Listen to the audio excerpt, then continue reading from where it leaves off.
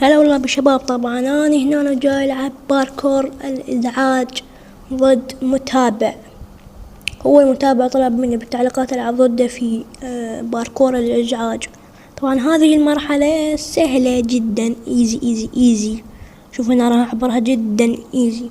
وهاي المرحلة الثانية عانيت بيها شوية، مو هواية، عانيت بيها شوية، بس هاي المرحلة هاي والله العظيم ظلينا يمكن نص ساعة أو 45 دقيقة احنا بس نحاول نفوزها، على الأقل بس نفوزها، بس نفوز هاي المرحلة.